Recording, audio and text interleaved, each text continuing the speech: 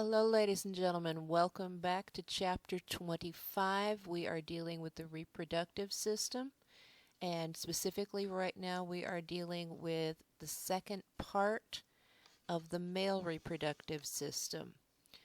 Okay, today is going to get kind of technical on how all this happens.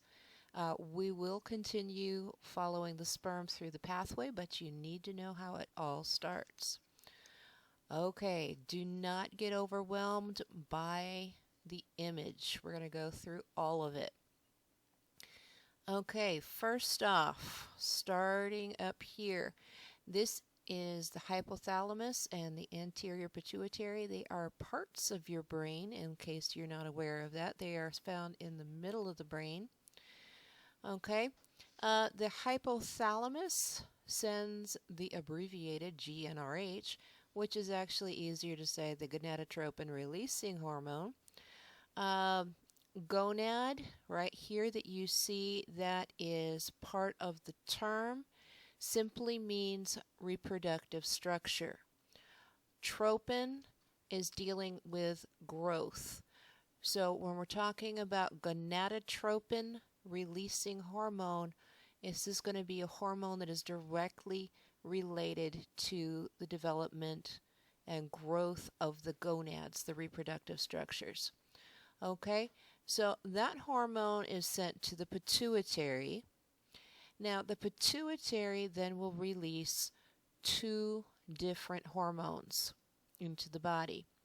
The first one that we'll talk about is what's abbreviated FSH, and that is the follicle stimulating hormone. This is one that you will also hear about when we talk about the female reproductive structure. And what the FSH does is it actually will cause the Sertoli cells to start spermatogenesis. Okay? So remember, the Sertoli cells are the nurse cells. They take care of the sperm, and spermatogenesis is the formation of the sperm. Okay? So the FSH basically helps start that process. Now, at the same time, you have LH, which is luteinizing hormone. Now, the LH does not act on the Sertoli cells, it acts on the Leydig cells.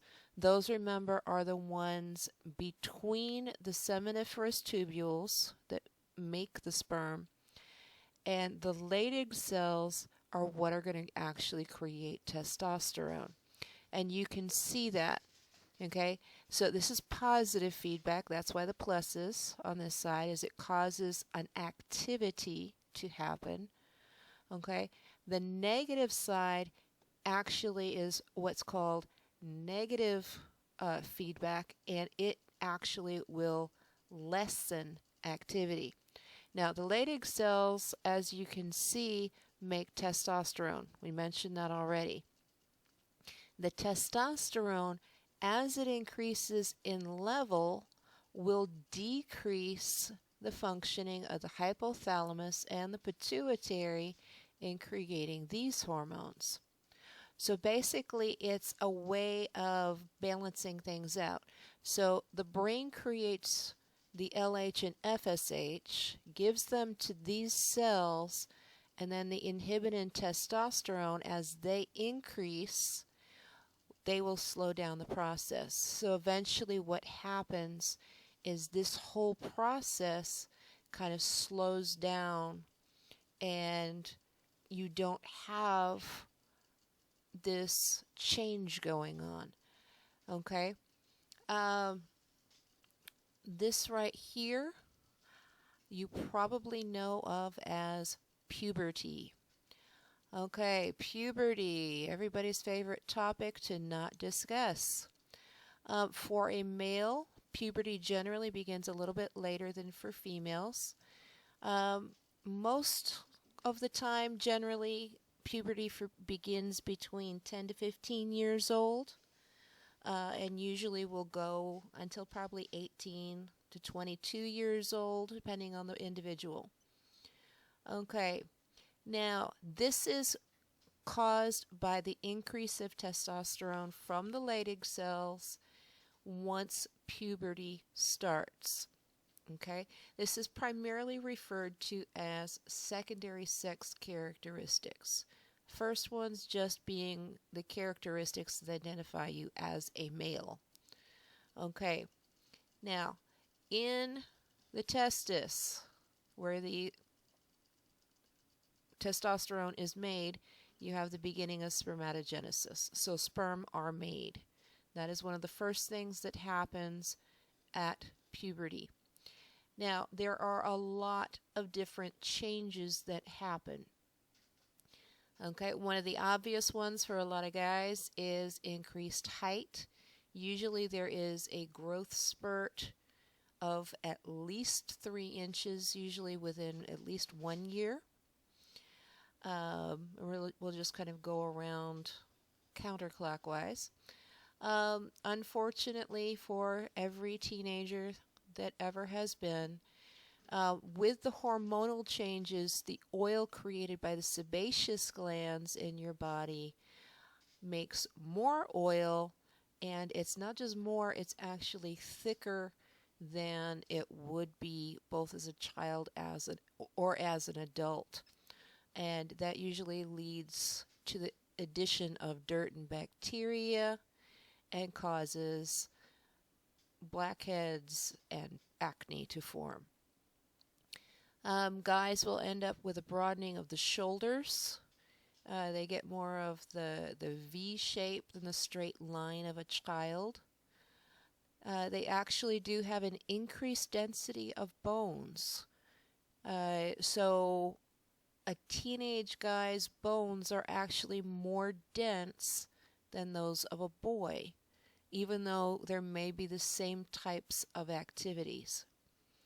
Now,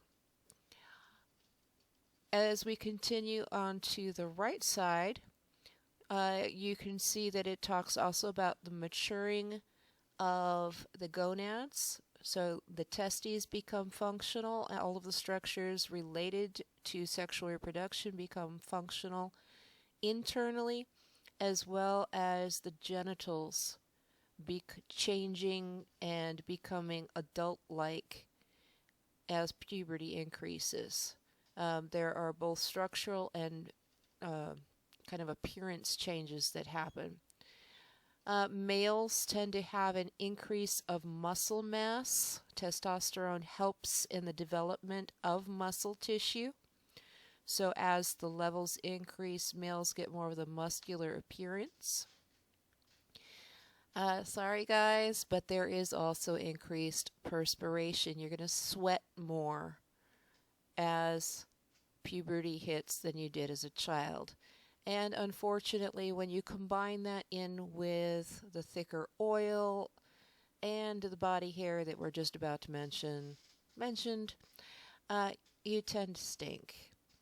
Okay, so even though somebody may not need showers every day when they are 8, when puberty hits, you definitely need a shower every day.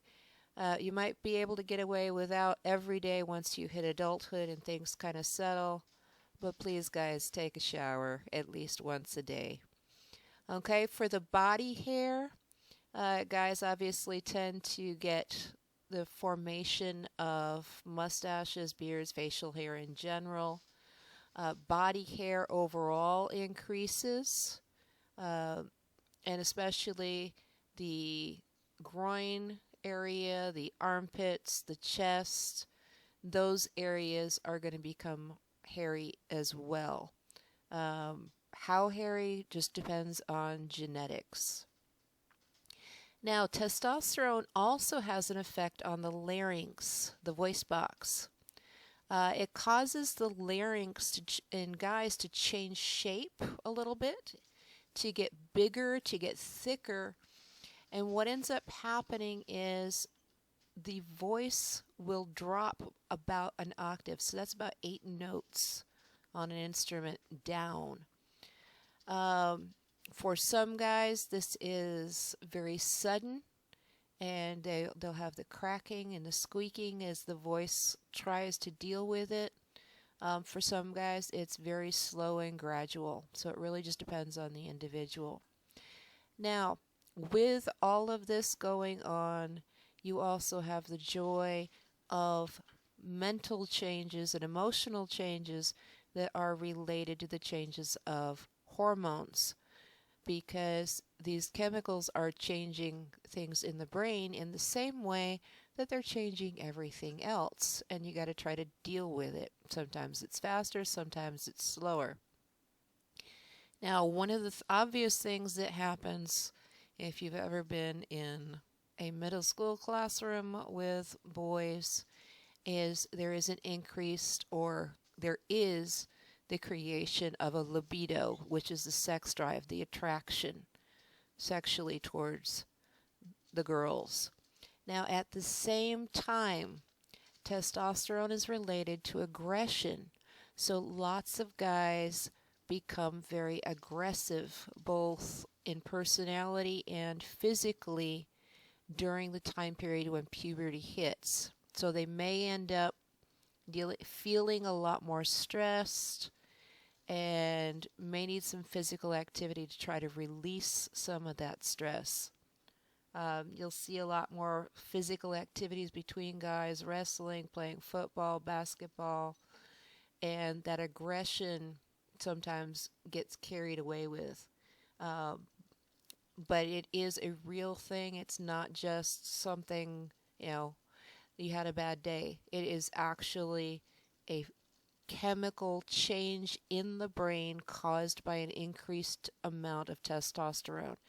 And as the testosterone levels change, the aggression will change as well, and that'll need to be dealt with just like the rest of the body changing. Also, because of the inconsistent levels of testosterone, you have the aggression, but you also will have an increased amount of depression. So you will need to pay attention to these things.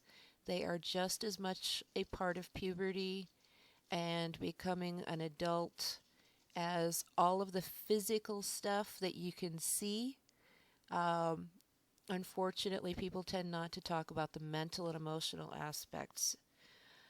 Now remember, all of this is relating to reproduction, and for spermatogenesis, where we left off, we are going to continue next time, where you have the sperm that are produced within the seminiferous tubules, and we will begin going through the pathway, and we'll talk about all the different structures of the male and what they do as we reach that point in the pathway.